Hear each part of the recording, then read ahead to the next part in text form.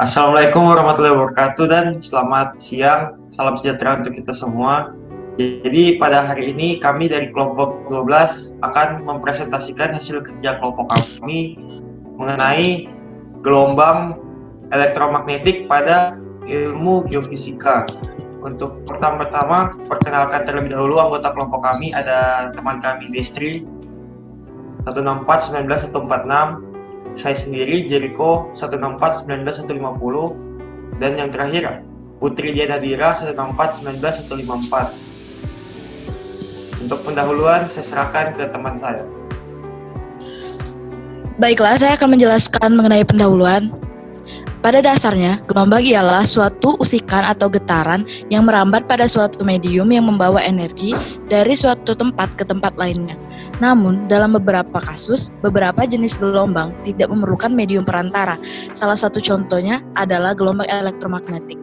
Jenis gelombang elektromagnetik antara lain ialah sinar gamma, sinar X, sinar ultraviolet, cahaya tampak, inframerah, gelombang radar, gelombang TV, dan gelombang radio. Nah, prinsip yang kita pakai untuk makalah untuk RBL yang sekarang yaitu prinsipnya adalah gelombang elektromagnetik. Jadi, di elektromagnetik itu medan magnet bervariasi secara sinusoidal, maka medan magnet menginduksikan melalui hukum induksi Faraday. Nah, medan listrik yang tegak lurus yang juga bervariasi secara sinusoidal.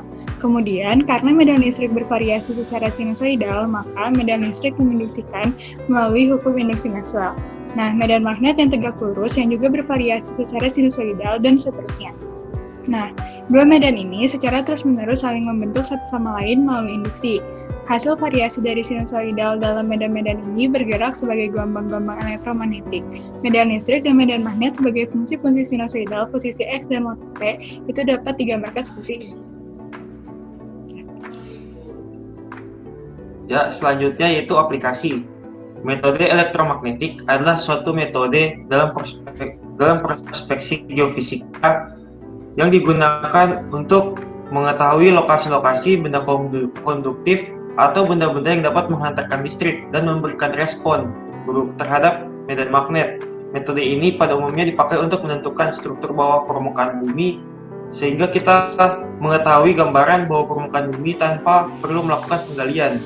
Beberapa metode elektromagnetik yaitu metode elektromagnetolurik dan metode elektromagnetik VLF, yaitu very low frequency. Nah, manfaat dari gelombang ini sendiri yaitu ada 4. Yang pertama, memetakan permukaan bawah bumi tanpa perlu melakukan penggalian.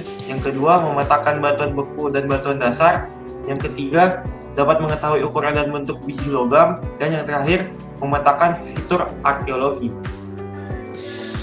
Jadi, hal yang dapat kami simpulkan adalah dengan adanya teknologi berupa metode elektromagnetik, kita sangat dimudahkan dalam menentukan permukaan bawah bumi tanpa perlu melakukan penggalian, sehingga dapat menghindari kerugian karena kita mengetahui posisi dan jumlah biji logam yang ada. Selain itu, dengan mengetahui posisi dan jenis batuan, dapat membantu merancang lokasi penanaman tiang pancang agar dapat bertumpu pada batuan keras saat membangun sebuah bangunan. Demikian dari presentasi kelompok 12. Mohon maaf bila ada kesalahan. Wassalamualaikum warahmatullahi wabarakatuh.